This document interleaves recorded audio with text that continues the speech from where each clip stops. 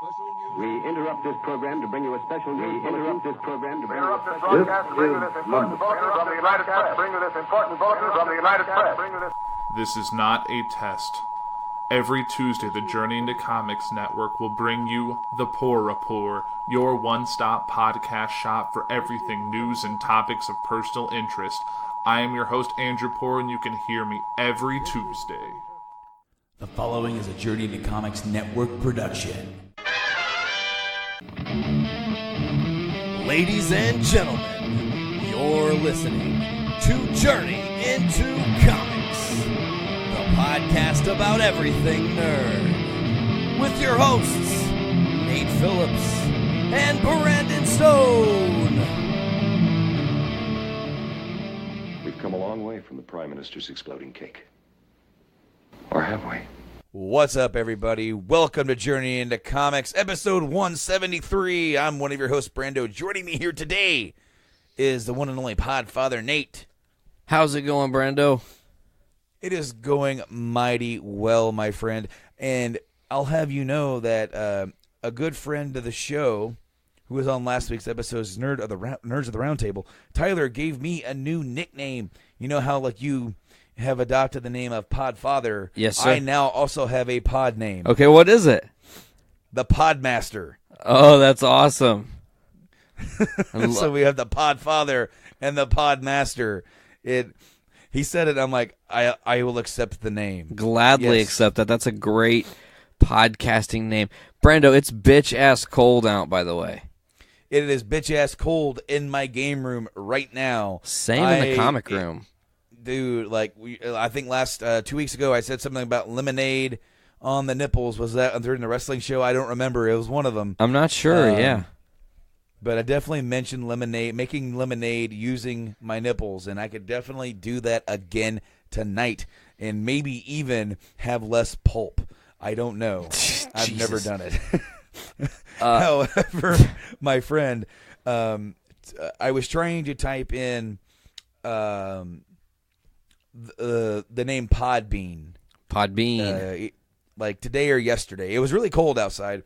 I was trying to show people when that, you know, right around the time that I created Game Addicts Podcast, there was another podcast that got created on Podbean called Random Game Addicts or Game Addicts.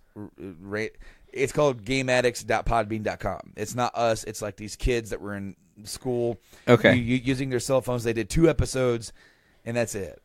So, like, when I went to go make our own feed, you know, GameAddicts.podbean, I'm like, oh, that's already taken, and my heart sank. So that's why our brand is Game Addicts Podcast. Well, I was trying to show them, so I typed in GameAddicts.Poodbean. Poodbean. Our friends at Podbean are not going to be happy with us that we called them Poodbean. They've rescinded our feature. I want to thank like our friends and our hosts at Podbean for featuring us this week on their app and on the website. It has been a pleasure to have been featured and an honor. I mean, it's awesome because, you know, they've always done such great things for us when we needed them to, and the fact that, you know, we saw, you know, a significant bump in followers and also downloads and listens throughout the week. It has been such a ride to see it, and, you know, I can't wait to do it again someday, man. It was really cool. It was very amazing. I want to say right out of the gate, if you are new to the Journey into Comics Network, and, you know, maybe this is the first time you're listening to Journey into Comics, you found us during the feature, welcome to our network. We hope you find something across one of the 10 shows. Of course, if you're on the network here at JourneyIntoComics.com, don't forget to go to GameAddictsPodcast.com to get Brando's other show. It is the alternate feed of the Journey into Comics Network, and they're always doing awesome shit over there. They just did the retrospective last week, and they've got some big plans this week because we just had the feature, Brando, but now you get to feature Brando. Yeah, I know, and you know, since it's only one show, we're technically only getting 2 episodes for the feature. It's the one that's already out, that came out last week, and then of course this week on Thursday, you're getting a brand new episode, and that one is going to be called Farewell 2017, as me and Mike sit back and we look at some of the games that we've beaten, some of our favorite pickups throughout the year, and we look forward to some great games that are coming out in 2018. So not only do you get that episode, but the episode that's already up is, of course, one of our retrospective series, the Nintendo Entertainment System, the NES. We take a look back at the NES and talk about our favorite memories and some history of the NES. And it was one of my most anticipated episodes. I've been planning that episode for a long time. And before we even found out about the feature, it was actually originally going to be episode 50. Yes, I remember that. I wanted something big for 50. Instead, I ended up doing like the Game Boy family for that, which is still, Nintendo. But I'm like, you know what?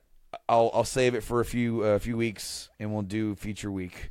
That'll be one of the feature week episodes going up for that. That way, if you're new, that's one of the first tastes you get is that NES episode. Because everybody loves the NES, dude.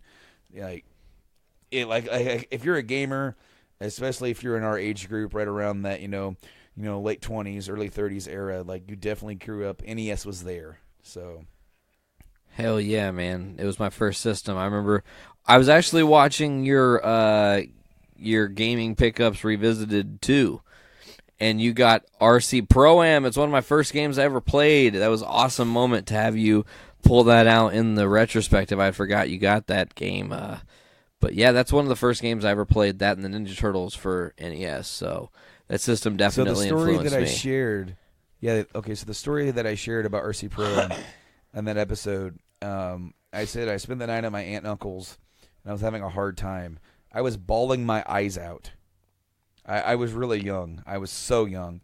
And what it was is that I was supposed to stay with them for the night. And I don't remember what my parents were doing, where they were going. But I don't think I quite understood that I would be staying there alone with them. And I think what happened was they tried to sneak out because they were afraid that maybe a goodbye would be too hard for me. Oh, kind of like, oh man, well, if we just, he's busy, he's playing, he's doing this. If he doesn't realize that we're gone, he won't react. Well, when I realized they were gone, I was so upset that they didn't say bye, that I thought they left me there. Oh shit! So I cried for about 17 hours. Holy hell! Probably only about 40 minutes, but it felt so long. So to the point where I like wet myself and everything, and then my aunt had to give me a bath and all that kind of stuff, and then after the bath is when she took me into my cousin's rooms and like, hey, let him let you guys play, maybe let him play a little bit, and it was RC Pro-Am. Awesome, and of course. Gets a race in that game, oil slicks and the like. It's super memorable. Yes, absolutely. Brando. We should kind of maybe talk about some of the stuff we mean to talk about today. What do you think? Yeah, we've got like a little bit of a list of things that we want to try and hit on this week. And I think we really should probably start hitting those instead of just chit-chatting about whatever we're talking about. I just don't want you to freeze your tiny little nipples off, and maybe they go to France. Dude, my nipples are already, they're already off. They're on the floor right now. They've already, like, they're rolling, rolling away. You know what's really weird is you just said that they were off rolling away, and I thought about Cousin It from the Addams Family, and then, of course, it was Cousin Tit. Dude, Wyatt's hair today, his hair's so long that sometimes Kate puts it up in like a man bun type thing. Yeah. And then so when she put it down earlier, his hair was like all disheveled and all over the place. He looked like Cousin It. So I called him Cousin It. He's got a lot of hair, man. Dude, he does. Damn. He absolutely does. Well, Brando, I want to bring this up to you because this was like a really interesting thing I just found out today, actually. Mark Hamill has been, I don't know if it is a rumor, it is a conjecture that people want to see this happen, and I want to get your opinion on it. I don't know if you know about this or not. People want Mark Hamill to play Doc Ock in the MCU. What? Yes, I think it's a phenomenal casting. Doc Ock and not Hobgoblin like he played in the... Yeah, totally. Like, he's already played a Hobgoblin. He doesn't need to do it again. He needs to do something different. And how cool would it be to have him be the science-y type guy, and it's a different take on the foe of Doc Ock. He can play crazy and menacing. He does a great job anytime he's in any superhero role. Obviously, he can toe a line there with some of his Joker stuff. I think it would be brilliant if that's the route they decide to go. However, if I'm looking at a Spider-Man trilogy with Tom Holland and what they should do, and of course they just did, the Vulture story, I think Mysterio has to be next. I think that's the most sensible thing. We've not seen a Mysterio. There's a lot of cool storytelling that can be done with a magician-type-esque villain and all the kind of smoke and mirrors that can bring. You can obviously introduce some Gwen Stacy and stuff, and then maybe in your end of your trilogy, have the Green Goblin take out your Gwen Stacy character. Possibly. You've been barking up this Mysterio tree for years. God damn it, I want to see him in the movie so bad. His fishbowl has to make an appearance. Man, you have been, championing this thing. I don't disagree with you. I would love to see Mysterio realized on the big screen. They gave us a loose fucking shocker. I wouldn't expect them to give us any kind of a shocker. That sounds bad, but... A loose shocker. They gave us a loose shocker. Oh, shit. That sounded so bad. Of course, Herman Schultz's first appearance in Amazing Spider-Man 46. He's one of my favorites. So the Shocker is one of my favorites. To see him in the movies was cool. However, like I was just saying, I think it's goddamn time, for Quentin Beck to make his first appearance in the movie world officially and do some cool stuff. I mean, shit, maybe if you're going to get crazy with it, maybe do a 2-part villain thing. Sometimes they do that. Go, because, again, of course, we were talking about the possibility of Mark Hamill playing Dr. Octopus, and while I think that was phenomenal, if I'm choosing what the next logical step for Spider-Man is, it's setting up your Mysterio and then maybe also set up Kraven. Shit, I mean, you're actually actively building towards a real Sinister Six that could be a phenomenal payoff and something that they haven't done in Marvel yet, which is a great villain team up type movie. Sinister Six. Sinister Sticks. Sinister Six Sticks. Oh, mama, of course, they were hinting towards that. They were trying to work towards that for this when Sony was doing their. Amazing series, which they canned. But now they're doing Venom, and I heard that's supposed to be coming out in October. October 5th. Oh, my goodness. As we record this right now, it is only 9 months away. Someone just found out today that they're pregnant, and in 9 months, Venom and their baby are coming to the world. Tom Hardy just starts squeezing right out, Oh, Jesus. Oh, man. You've seen those videos with the hand, this thing? Yes. The one that's like the showing how birth happens doll, and it's actually the fucking little 3D hand thing that whatever means you got God or whatever the fuck. People are really creative with that shit for some reason. I'm not really sure why, but that's what they've decided to go with. Are you okay over there? You merely adopted the womb. I knew you were going to. I was born in it, molded by it. Seriously, in the womb. I see what you did there. Speaking of MCU, man, we got some something cool going on over on our Patreon. Patreon.com/Journey into Comics. We are reviewing every single Marvel Cinematic Universe movie leading up to Infinity War. All 18, possibly 19 as we get all the way to the end. One a week, every single Wednesday over on our Patreon. Exclusive content, $3 tier a month. That's all you need. All the shows are teaming up to be able to get this done.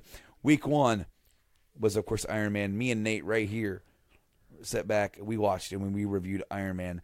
And this week, my friends, I guest on literature with Joanna, and we break down The Incredible Hulk. It is awesome. It goes from us talking about the movie to how they should kill Stan Lee. Yeah, that was very bizarre to hear the riffing on the death of Stan Lee in the movies, and you're like, it's too late now. Like it'll just now if you kill him in the movie and he dies for real, it's going to be bad. You know, you just feel bad. It is so awesome to discuss things with Joanna because it just instantly goes very morbid very fast. I just love how Literature got the green superhero review. Like it just worked out that way. It was pretty funny in that regard. But if you go over there to the Patreon right now and you give us $3 for the first month of this event that we're doing, you're going to get 5 of the things because this month you'll get all the way through Captain America. So that's going to be Iron Man, Incredible Hulk, Iron Man 2, Thor, and Captain America. And then, of course, next month we'll kick it off with Avengers and moving on through the MCU. There is plans for a special. We'll get into that later. Brando, I've actually been watching the MCU, and I'm already to Thor: The Dark World, mainly because I just really want to be as knowledgeable about these things as possible. And, man, some stuff is great in the MCU, and other stuff is utter hogwash. It's the best way to say it. Dude, some of the early movies in here are I'm not giving away our review at all, but yeah, some of these you know how we reviewed Iron Man and we gave it a certain score. Well, the score for Incredible Hulk was not nearly as kind. Let's put it that way, because of certain opinions for that we will get into on Wednesday, and you got to go there to check it out. Totally. I'm not giving away any more spoilers. I'm going to bait you in with the fact that we talk about how they should kill Stan Lee, and that should be enough to try and draw you into here. What else we got to say about that? Absolutely. My thing is, Brando, just a side note, we were talking about Mark Hamill maybe playing Doc Ock, but there have been some spoilers. I don't know if you saw this or not. There's been a Lego set that was revealed today of something that is very important in the history of Han Solo, and the Lego set is called Kessel Run. Now, do you know why this is so bizarre?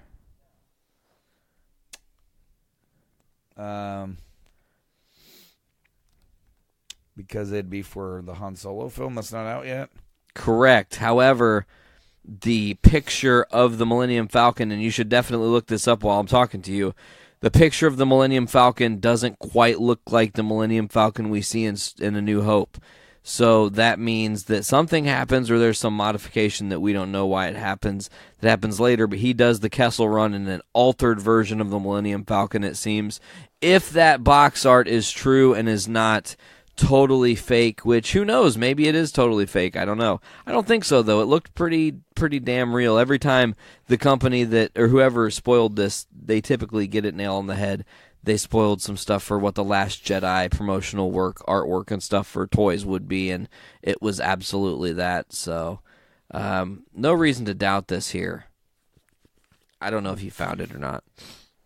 I haven't looked it up, but the thing is that, I was watching a video the other day, and this guy was talking about, A New Hope, and the whole thing about Han bragging about making the Kessel Run in 12 parsecs. And apparently it's been kind of fleshed out in later EU works, which is now not canon anymore, that he actually found a way to make the Kessel Run in a shorter distance. Interesting. In other words, he was able to find a shortcut in the Kessel Run. However, when and this person noted, when you watch the movie, Han is saying this, and he's braggadocious. He's like, yeah, she's fast. She's the shit that made the Kessel Run in 12 parsecs. And it cuts back to Luke and Obi-Wan, and Obi-Wan kind of he's trying to put one over on me, Basically, Han's wearing this mask. He's trying to make himself seem bigger and better than what he is. And Obi-Wan's been around the block before, dude. He's an old dude. He may have been in exile for 20 years, but damn it, he's been around. He's not being fooled by suave Han Solo here. Or is he? Oh no, not at all. Han wears he wears his mask a lot in that first movie. I'm trying to save you a lot of trouble right now, my brother. What trouble? This trouble right here. Shit, did I just fuck that up? Let's see. What are you doing? I'm sending you the picture of the Millennium Falcon according to this Lego set. Oh, dude, I wasn't even going to look it up. You should. It's worth talking about. It's different.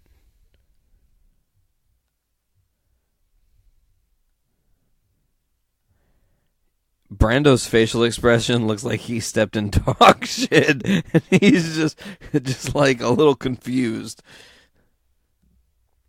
I don't like it. No, I don't either. But I feel like something must happen, and it rips the middle or something to create what is now the Millennium Falcon. But it's okay. It's going to be a bad movie, according to Disney. They're preparing for it. We've already talked about that here on the podcast a little bit. Let's go down the list here. Brando today. Next thing we're going to talk about is, this is a cool news. Animaniacs is returning. They got 2 seasons ordered from Hulu. How excited is that? How exciting. Do you like Animaniacs? Not really. Really? That's interesting. I never really cared for the show growing up. I don't know what it is. I mean, I don't hate it, but I was never a big fan. If it was on, I would watch a little bit of it, but interesting. I don't remember any. I remember some of the side stuff they had, like the dog and the girl and the pigeons and of course Pinky and the Brain, but I tried watching it a few years back when it was on Netflix or something, and it didn't speak to me, man. It just didn't resonate with you, Brando. That's interesting. Nope. I learned something new about my friend today. I would not have pegged you a non-fan of Animaniacs. I mean, Kate likes it, but I don't know. It's just I'd rather watch something else, It isn't something you're jiving with. Well, it was around that era, like that and Freakazoid and like that mid-90s WB stuff. Tiny Toon Adventures. That was like early 90s. Oh, shit. I liked Tiny Toon Adventures. Me too. But yeah, man, I just couldn't get into Animaniacs. I saw the news, though, and it is kind of cool that they're bringing it back. It gives me hope that maybe we'll see some other old school shows. They did a revival. They did a movie revival of Hey Arnold for Nickelodeon. They're doing a special for Rocko's Modern Life. Oh, that's cool. I didn't know that. So that's getting brought back for a special thing. For Christmas, we picked up the first 2 seasons. We collect a lot of the shows that we watched when we were kids, like on physical form, because it's not guaranteed that all of these shows are going to be available on any or all of these streaming services all the time. Right? Correct. Things change, and so they finally released the first 2 seasons of Rugrats on physical form. Ooh, that's awesome. And so we picked those up for Christmas. DVD only, or do they have Blu-ray? No, dude. These shows are being released on DVD only. Okay, that makes sense. I didn't know. But we've got Rocco's complete series. We got Thornberries.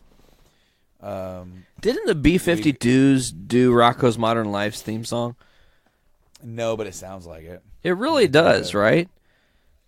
It's really weird. But who else? We have Cat Dog.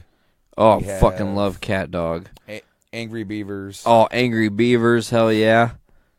Nigel, and what was the other one's name? Well, no, it was Norbert. Norbert, thank you. My fault. Norbert and Daggett. Norbert and Daggett, thank you so much. Hell yeah, Angry Beavers. Did you watch Real Monsters?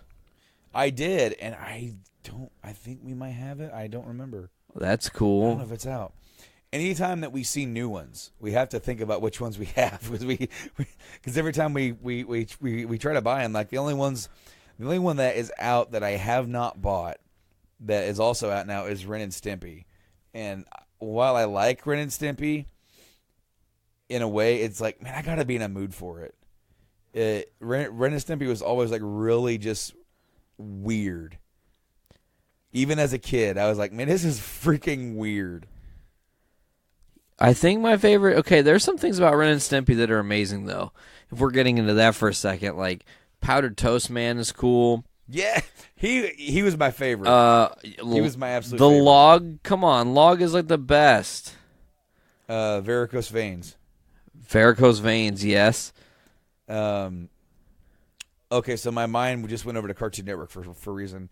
Because, you see, like, I quit watching Nickelodeon around the time SpongeBob came out. I tapped out. I was out. I'm like, no more. This. And that's 2001. SpongeBob and his wow, wow, wow, wow. That was like, okay, I'm not watching this. SpongeBob. Cartoon Network. Oh, hey, Patrick. That's good. So, hey there, Bob.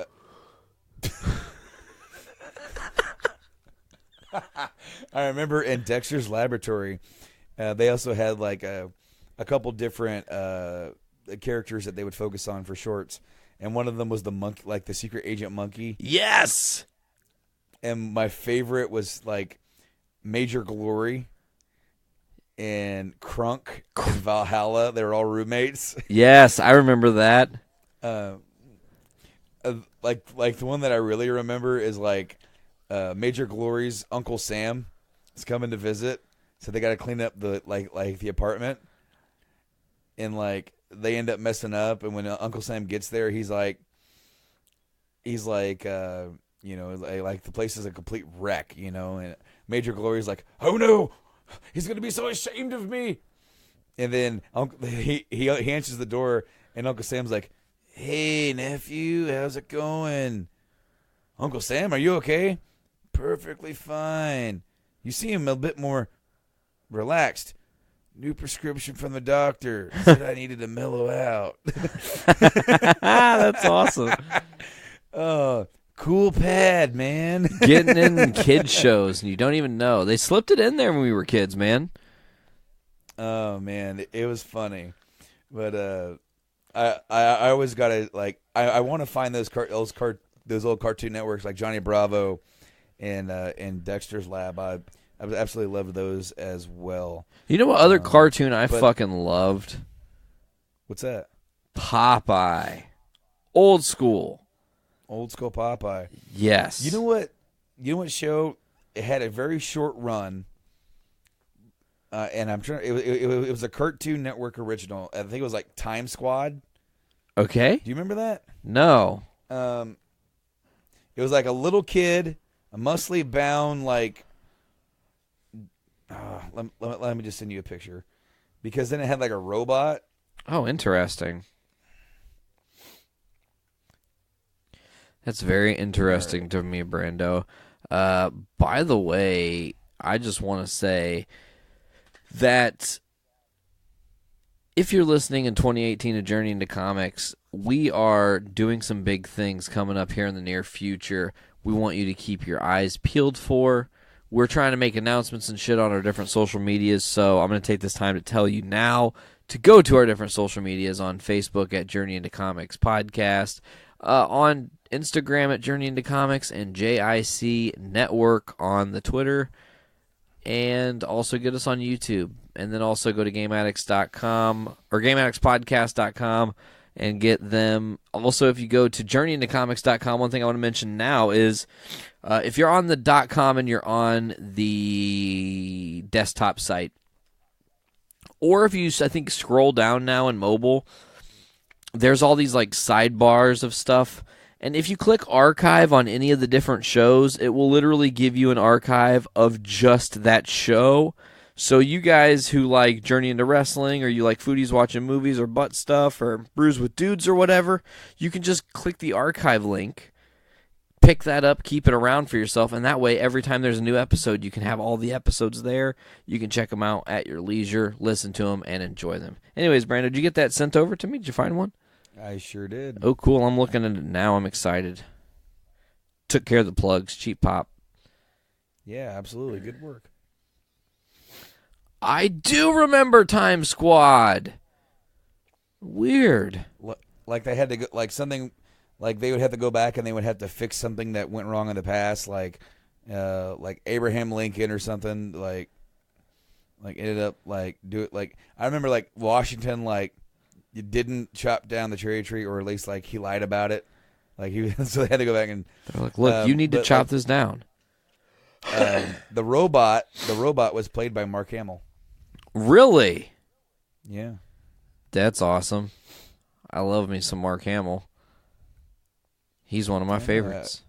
Thought it was kind of cool that we were just talking about Mark Hamill, and then we ended up going to Time Squad out of all things that we could possibly talk about today. That's because we're tangent pros, Brando.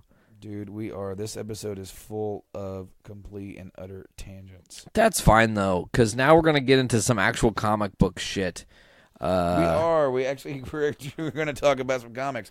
Of course, we normally review The Walking Dead. That's like the one book that you and I definitely have in common that we've been following for quite a few years. But starting in November, DC started releasing Doomsday Clock. Oh, yes. We read it and reviewed it here, and we're going to be looking at issue 2. I just read it right before we went on the air, and I really enjoyed this issue, Nate. It packs a fucking punch, Brando. It gives you a little bit of the Marionette and the Mime's backstory, why they tie into Dr. Manhattan, the goal of trying to find Dr. Manhattan, what's going on. There's some interdimensional travel, which is really interesting that we're going to talk about. A character death that is ultra shocking, and a first reappearance of a character that hasn't been seen in a long time in comic book form. So this issue of Doomsday Clock just packed a major punch. They're not leaving anything off the table. They're definitely going for it on this 12-issue miniseries. Oh man, I really enjoyed. Okay, so there's the interdimensional travel. The Earth that the Watchmen inhabit. Of course, the one and only, Vite and the new Rorschach. His name's Reggie. Rorschach 2.0. But at one point, Vite calls him Reggie. Yeah, I still don't know who he is though. Hasn't been revealed yet. Yeah, I know. However, Vite rebuilds the Owl ship to withstand basically a nuclear blast, some sort of blast, in the most layman of terms. It's like he uses that and utilizes the blast in this Manhattan button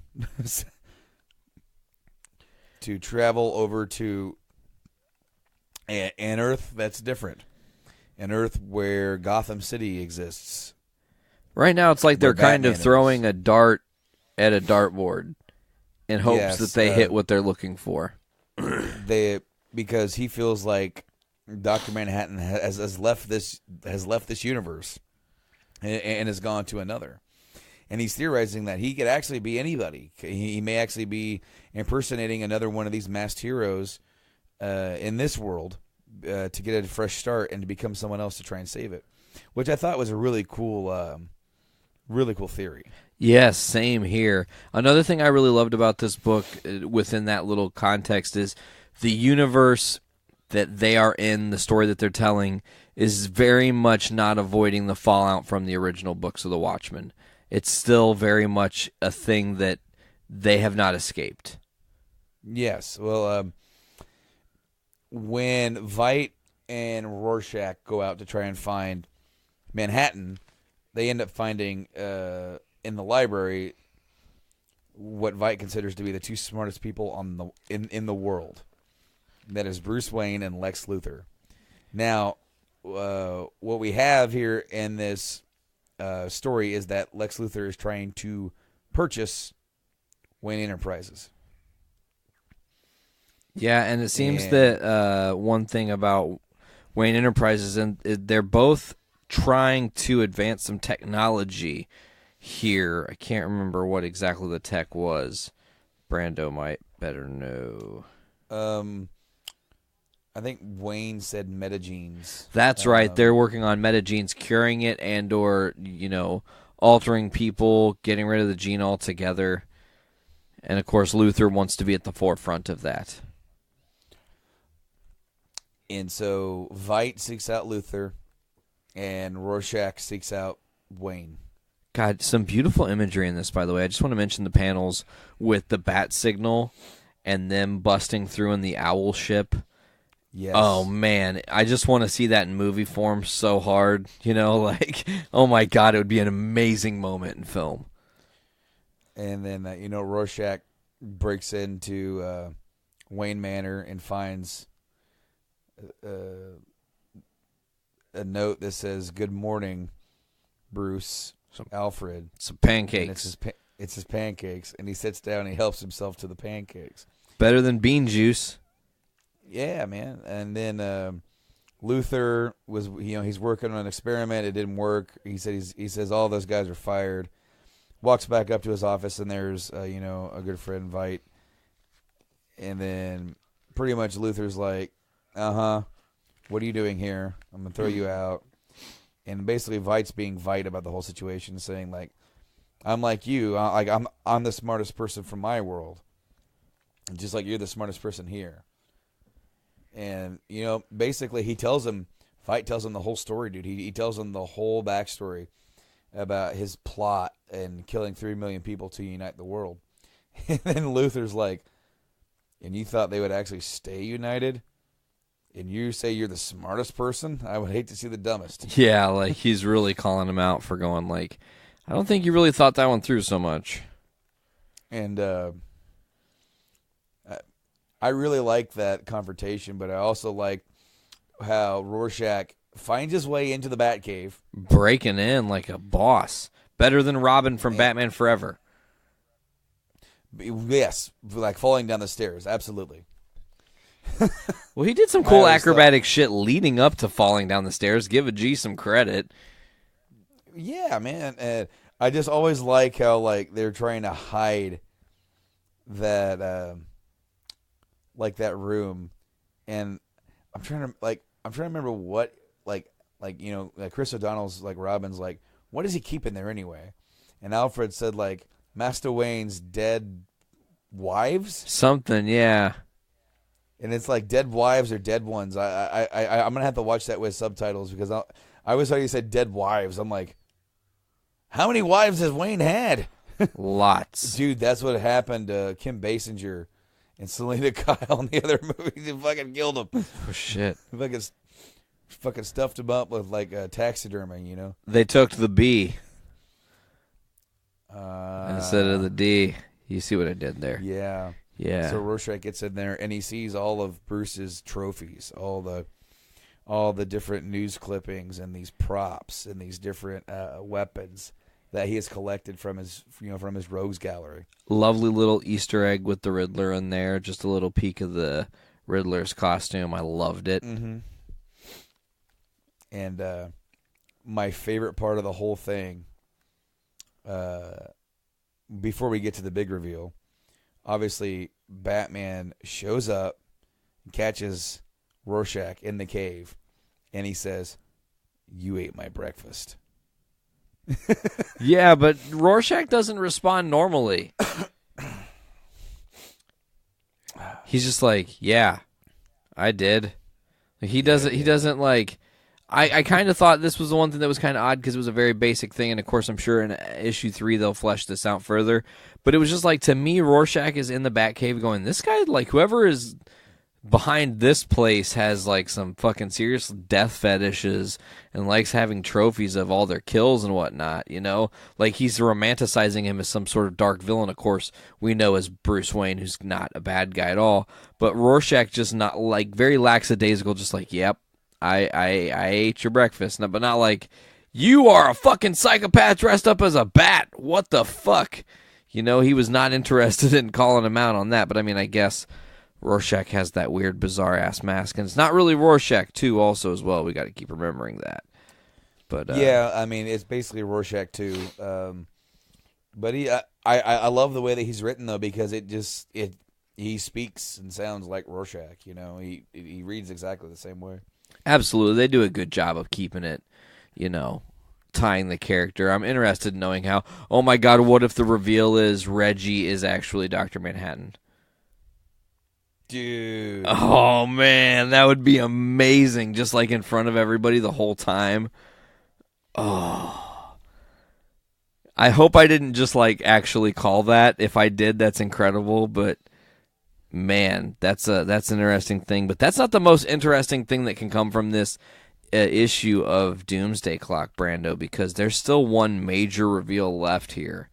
And I want to just get your thoughts here. We have Ozymandias talking to Lex Luthor, and they're in a discussion, and it's interesting because there's some mirrored moments with Rorschach, but Lex Luthor gets shot here, and it looks like he's dead. I mean, he gets pierced through what would be your heart region. I mean, shot right in the heart. I don't know. I was thinking maybe it was more along the side. Maybe if I... no, too far. It's like front nipple. Well, how is he ever going to make nipple lemonade? He's not. He's going to make blood. It's going to make blood. Did you ever see the muffins video? Yeah.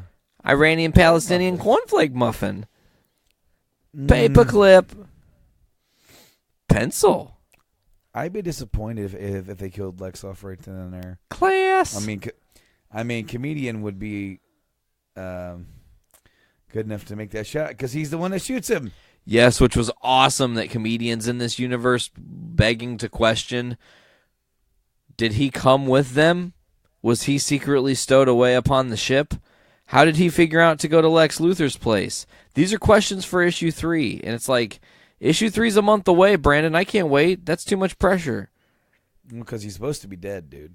Yes, I know. That's the fucked up thing. It's like, how are you not dead? And does that mean he's a multiverse version of himself? He says, the last time you came at me, I was confused, drunk. This time I'm ready for you. Yep. And, of course, Ozymandias is like, no, this is not possible. How? How is the question? How? So, these are... How? Some ZZ Top for you. Did you look... Did you look at the iPad stuff after the main book? I didn't get to read all of it. It just kind of fleshes out this world more. I kind of like that. That's the take they do on it, of course. But that's how you learn about the. Yeah, they were doing that stuff later on too. Yeah, because they were talking about like the meta genes and the meta people. Yes, sir. One of my favorite scenes here is that when you first meet Bruce, he's getting the whole ink blot test, Rorschach test. The Rorschach test, and he just keeps saying boats, yacht, all kind of stuff. And then Lucius Fox is like, "Listen, you failed a psych test years ago because you were answered honestly. Now we have to do this every year." And I love that one of the things is that like there's just 3 panels where Batman takes out some people, and there's like somebody tied to a pole and 2 people laying down, and there's the ink blot where there's like one looks like a person in the center and 2 laying off to the side, and then there's the mirror of Bruce standing with his parents laying on the floor. That I really like that. Yeah, because that it gives you a hint of what he could have seen, and how he like. Think about how fractured Bruce is. I mean, that's everybody is so desensitized to Bruce's origin story. Yeah, dude, his parents died. So what? He was a kid and saw his parents gunned down. Yeah. Think about even if you are able to exist in some plane. Imagine you're like 40 years old and you're digging deep into your psyche and how much you bury the pain. You'd just be numb to it at that point. But then you see that kind of stuff, and it's like, what do you see here? And it's like parts of your deepest psyche coming out, and it's like, I see me standing there with my dead parents. Yeah, absolutely. You know, it's like it's pretty deep. I really like that. Yeah, this was an awesome issue of Doomsday Clock. Makes me really excited for February's issue. Wonder what's going to happen next. Of course, they're releasing like 2 covers for each week. So, of course, me being a freak about my comics, I'm getting both variant covers because I have to. They're just too cool looking. And it's the Watchmen, for fuck's sake. They're awesome, and I'm glad they're back in comics. Plus, the button was good. Just saying. Yeah, absolutely. Just well, saying. we got another comic book to talk about. Oh, yeah, my dude. Walking Dead 175. Shit. They get right into the thick of things with this one, Brando. There's no time wasted. We are in one location for the entirety of this book. We are in the New World Order land of what the fuck is going on. Michonne and company They need the stormtroopers. They have like the stormtrooper armor, which is weird. And a lot of tension going on here. A lot of, we don't want to kill yous, but we will. But we don't want tos, but we totally can and will if you make us. But we don't really want to, but we will. I know I just drug that out a little bit long, but that's really what they do in the whole episode or issue. One thing I want to mention about The Walking Dead in this is, this story did a really beautiful thing of, Eugene led them there. And they all have belief in Eugene, and that's really one thing that's kind of a saving grace for them, is that, Eugene goes, no, I made a deal with Stephanie. I don't trust you. I don't know who the fuck you are. Fuck you. Get away. I don't know you. I don't trust you. And then he's like, does he speak for everyone? And everyone's like, yep, he sure does. And he's like, oh, well, you guys are all on the same page, so I guess that's something. But they're trying. It's Alexandria in reverse, Brando. They're being Alexandria in reverse, and they don't even realize it. Yeah, this new guy, basically, you had all these stormtrooper-looking dudes who are armed to the teeth, and then you had, like, the suit. I don't even remember his name offhand after reading the issue once. I'm going to pull it up. But, like, he's, like, being really nice, but then being like also like pretty straightforward about like, you're coming with us, and they're like, we don't trust you. He's like, well, you can leave and we'll shoot you, but that's just the way it's going to be. Well, because they are protecting themselves, and they keep saying like, we don't know who around here and what you could be plotting, and they're like, listen, it's just fucking us. Like you've even found our horses. Like, I loved that. Like, all we found was these horses. I'm assuming they're theirs. But one of them is walking, and I love that Princess is like, oh, that's me. I'm new to the group. They just found me. I don't really know them. But they're cool. I like them. They're great. Like I said, I read her really quick. Like, she talks really swiftly to me. I don't know how you read your Juanita, a.k.a. the Princess, but that's how I read her. I like how she goes, you guys got armor covering up your ding-dongs. Yeah, she was just riffing on that. He's like, did the dead? Do they go for the ding dongs? Many walker bites upon your ding dong.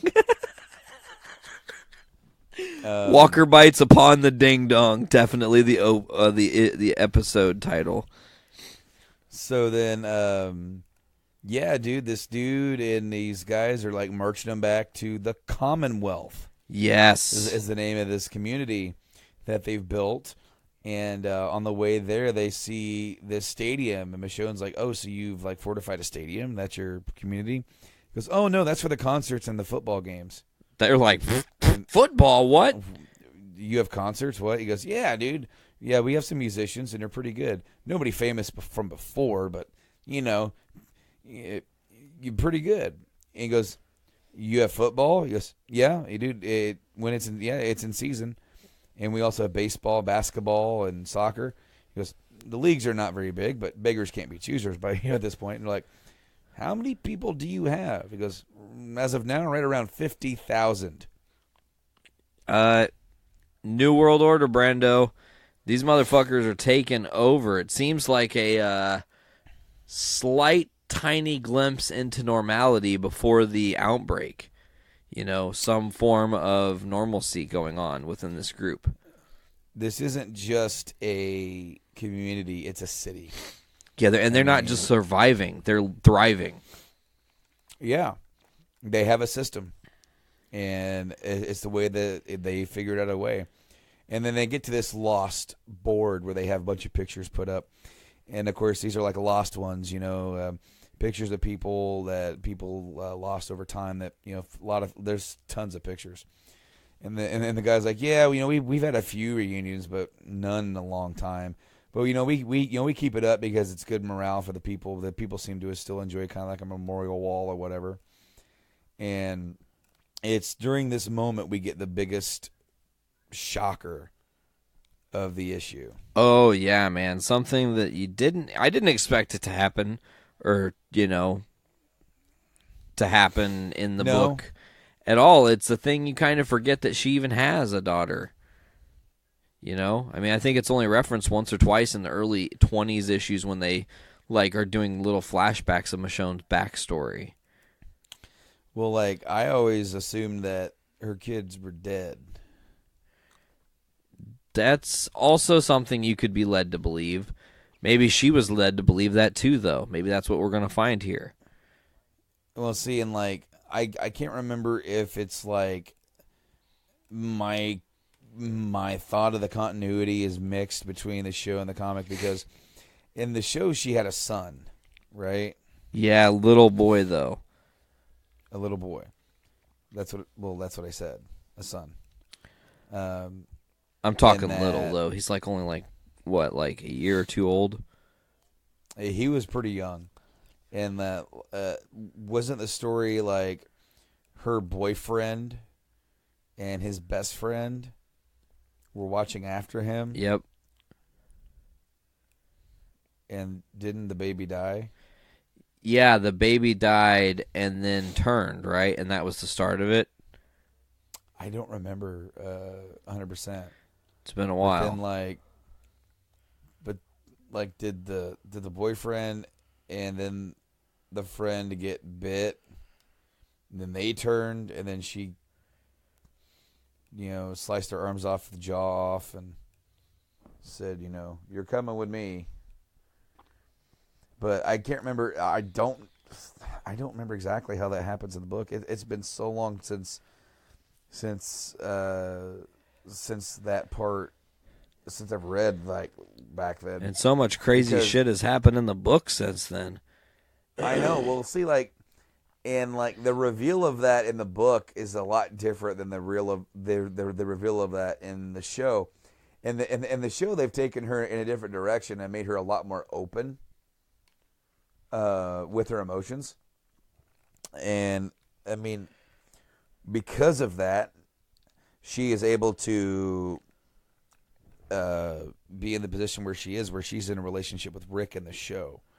And I don't see that ever happening in the comics, especially at this moment. It just who she is in the comics is not who she is in the show, and that's because I feel like in the show, her character moved on with herself a lot faster, was open about it, got close to. It was probably the relationship with Carl and Rick that she was able to open up to somebody. She has some people that she trusts pretty closely. And she got close to them, and now they are her family. Well, in the book, it's not necessarily like that. She doesn't get close to, to them like that. It's a little different. It's very different. She goes through, I don't know if you'd say different kind of traumatic shit in the comic than she does in this show.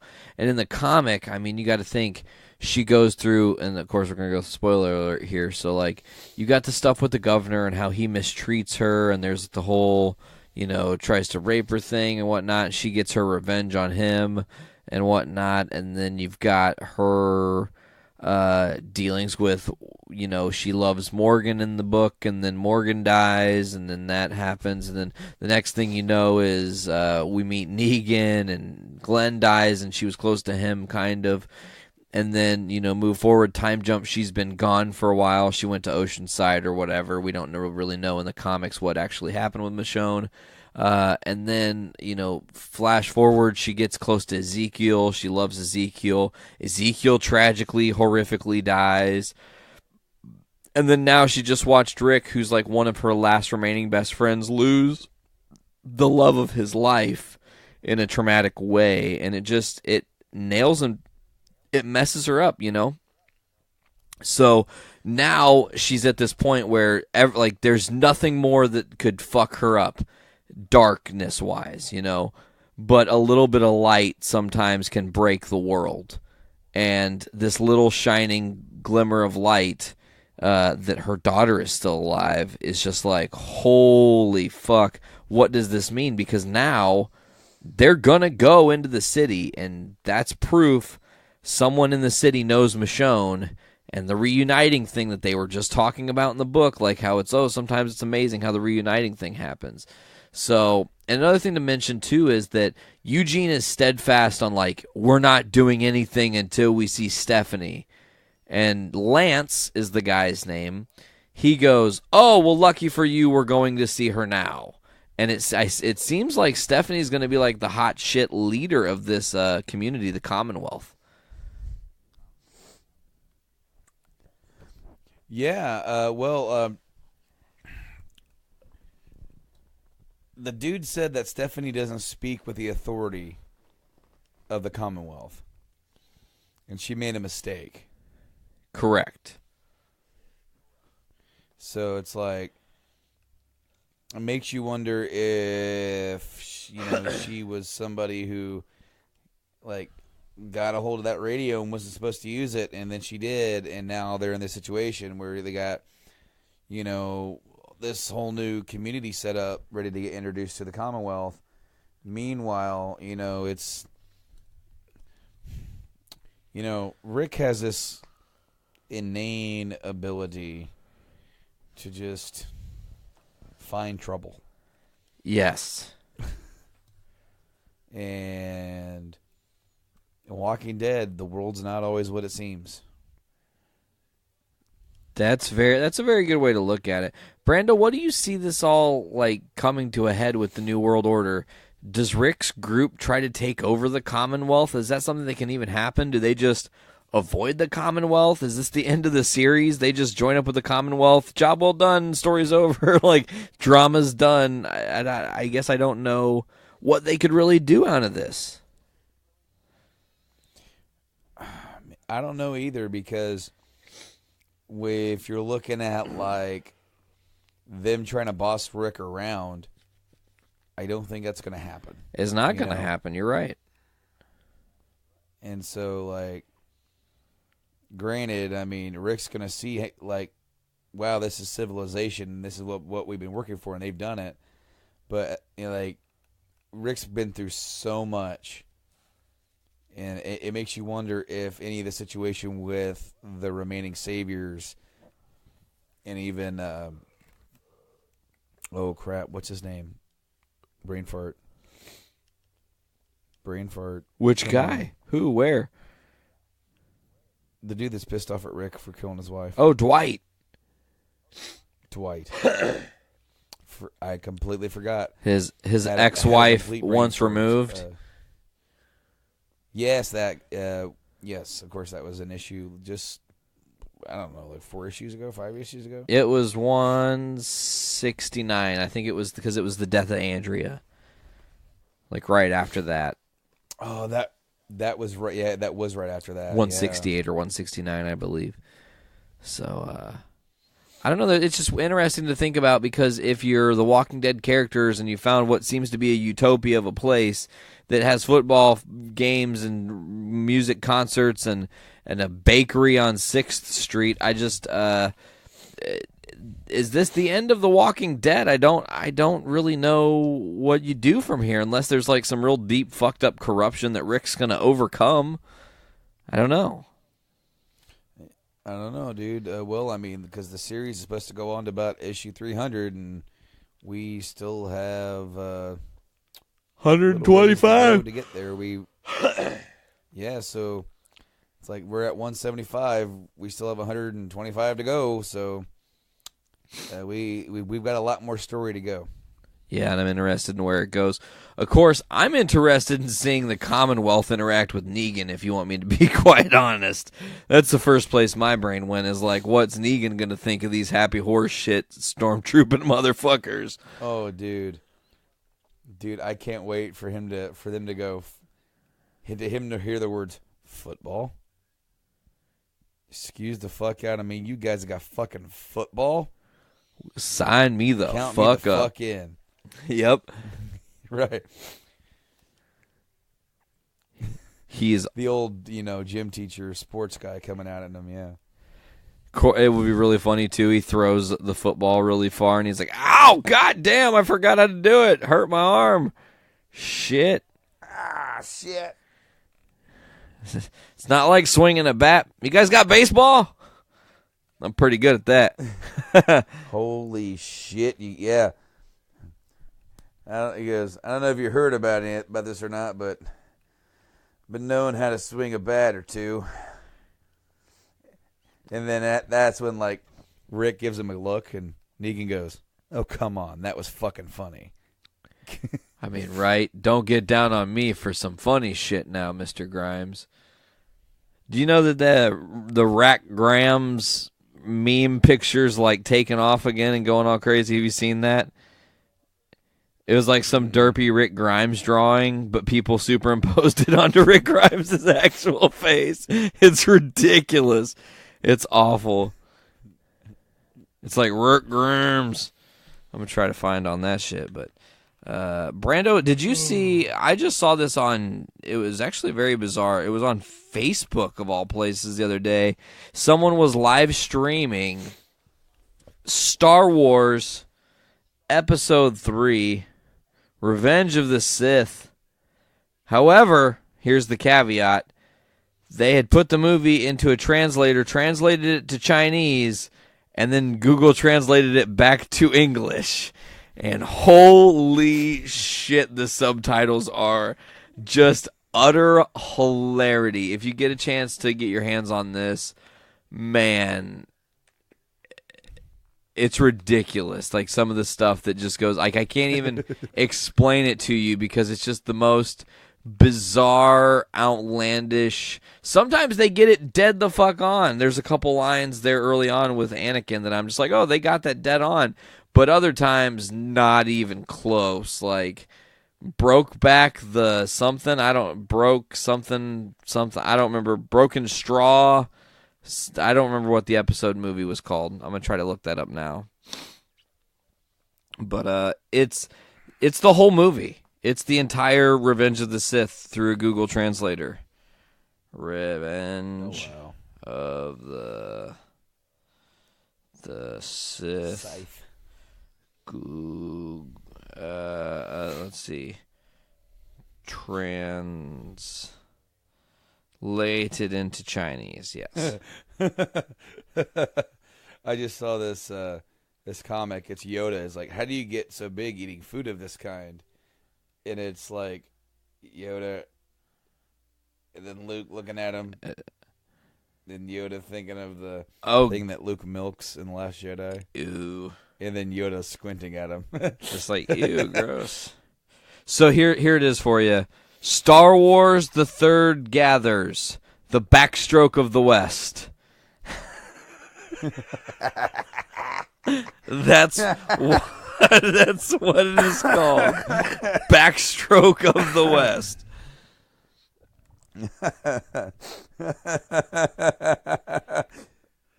Oh. So they call C-3PO blow the skin, Chewbacca drag along.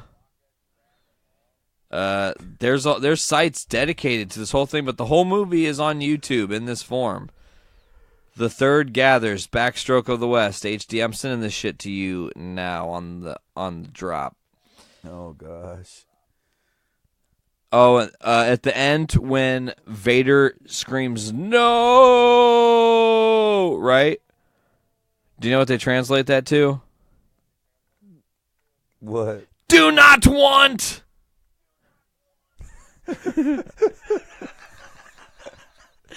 Padme didn't make it. Do not want.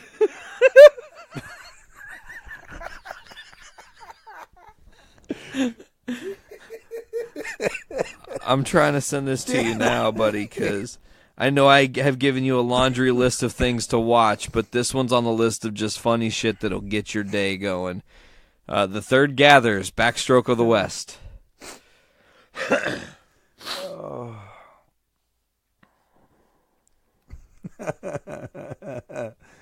Do not want. I can't wait to watch this. It is quite hilarious. I ran into that the other day, and I thought, damn, we're going to have to talk about this on Journey into Comics, and Brando will have to get in on that, because I know you'll like that kind of thing. What else do we got today, bro? I feel like this is a pretty lazy episode. I got... Well, I mean, it's pretty chill, laid-back episode.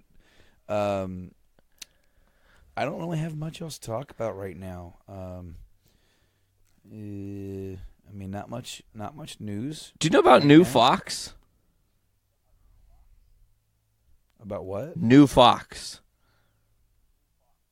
New Fox. That's what they're calling themselves after the Disney merger is complete. New Fox. That'll be their business and news division, New Fox. Oh, New Fox. Weird. What do you think about? So I want original. to, I want to actually get your opinion on this, Brando, and maybe this is better saved for a Game Addicts conversation. But I feel remiss if we don't try to discuss this, and I want to get some understanding of this because I think it's really fucked up. But what do you think about this swatting thing that happened in Kansas City? Did you hear about this? Yes. Like, Yes, it is. What the fuck are people thinking? Like trolls. Swatting has been a problem for a while. Yes, it has.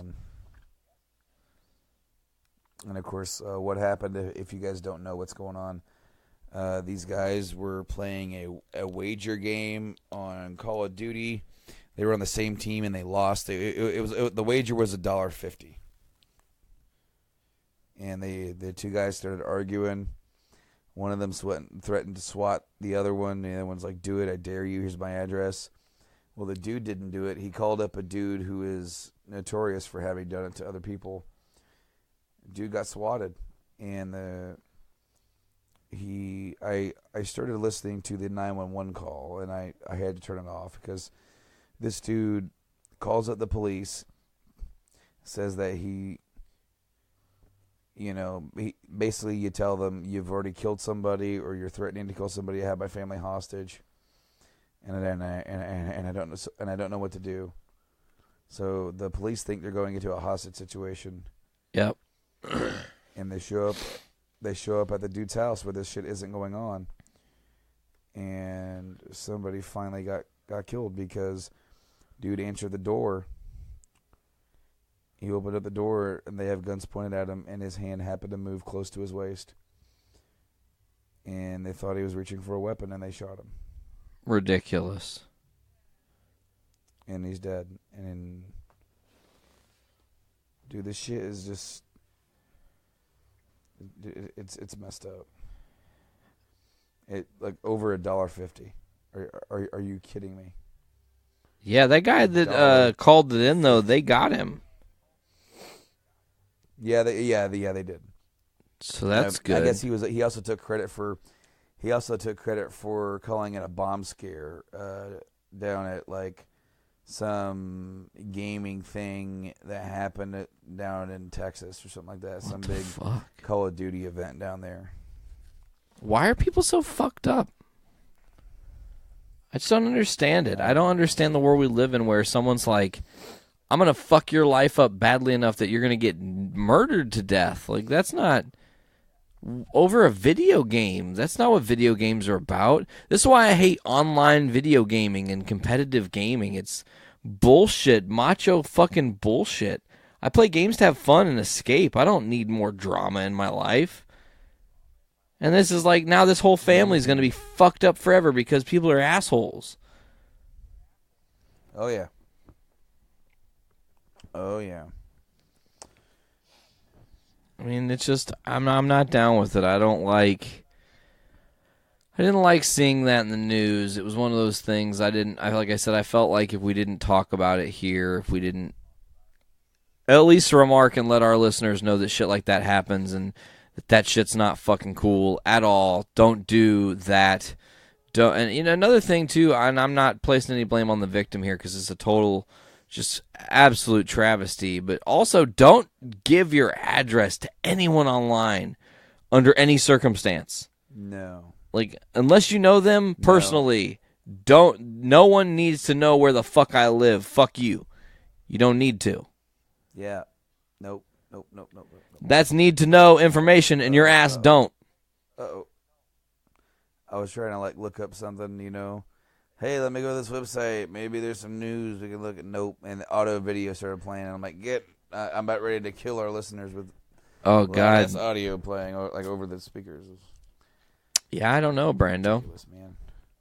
I feel like just to reflect, I don't know that we have too much to talk about. I want to say again, just one more shout out to Podbean for being such an awesome host and doing the great thing of having us on the feature, and we increased the numbers and whatnot and getting more visibility, because ultimately we just want to make great podcasts for you folks and let you listen to something that's fun and enjoyable and maybe different, and maybe will be a perspective that you didn't know you liked hearing until you did. So that's all I've got for that, Brando. But is there anything else we want to do today before we get on out of here? I don't know if there's much else on the docket for today. I mean, we're definitely going to be back with you next week if there's anything new coming out. We're going to definitely try and talk about that. But once again, guys, if you would, go over there to our Patreon where we got that awesome exclusive content coming out every single week leading up to Infinity War, the Road to Infinity War, we're calling it. Where all of us here on the network are going to team up and review some shows, or review some movies. Yeah, it's going to be a crazy event that I can't believe we're going to pull off, but it seems so far so good. I can't complain. So I'm happy with how it's turning out. It's been a lot of fun rewatching the Marvel Cinematic Universe and how far they've come. You look back at the original Phase 1, and you think for the majority of Phase 1, aside from Captain America, everything was a Paramount and or Universal movie in conjunction with the Marvel Studios, because they weren't, big enough, and whatever, the acquisition hadn't happened with Disney. So there is some clunkiness to it. There's some really down moments in the early MCU that are a little bit off, and maybe, honestly, I think that Iron Man 2 is a more charming movie the more you watch it. I don't think I can say the same for Incredible Hulk, but I digress. It's just having an opportunity to go back through and look at all these movies and see that, we are really in a golden age of Marvel now. Once they got their feet off the ground and figured their formula out, they are hitting home runs. Did you hear the Kendrick Lamar news? I know that's the weirdest thing on a podcast I could ever ask you, but it's totally pertaining to Marvel and the cinematic universe. Did you hear this? Nope. He is exclusively in charge of the soundtrack for Black Panther and has written a whole album themed around Black Panther. He knew this was a project they wanted him for, and he's been writing songs exclusively for Black Panther, and has a whole album themed around Black Panther that they're working on releasing. So, pretty interesting take, actually. I kind of fucking love it. I don't really know much about Kendrick Lamar, his music, but I know he's an influential musician to certain folks. So, Yeah, I'm excited to see what it is, and of course, a little over a month now before we get the last movie before the start of the end of the first wave of the MCU. It's crazy to think about, but I don't think I have anything else to ramble about today, Brando. I think I'm gonna shut myself up now. Yeah, dude. If you guys want to, go check us out online, man. Check us out on the website, journeytocomics.com. We are available on wherever fine podcasts are available, including our wonderful hosts at Podbean. You can check us out on the Podbean app. Follow us there. We're on iTunes. Leave us an awesome review there. It helps us out there. We're on Stitcher Radio, Google Play Music, and, of course, we are finally on Spotify, fellas. Spotify! If you have Spotify, and that's where if you want to digest us on Spotify, you can do so. We also have a YouTube channel where everything gets backed up on there. If you're on the YouTubes, and that's where you digest stuff, go to Journey to Comics on YouTube. We're on Facebook, Journey to Comics, Twitter, JIC Network, Instagram, Journey to Comics. Are there any other ones that I'm missing, Nate? I don't think so, my friend. Well, with that being said, this week for Journey to Comics, thank you for listening, guys. I've been Brando. I've been Nate. And you know what you need. See you next week, guys. And you got to keep remembering to always try and fill your brains with shit.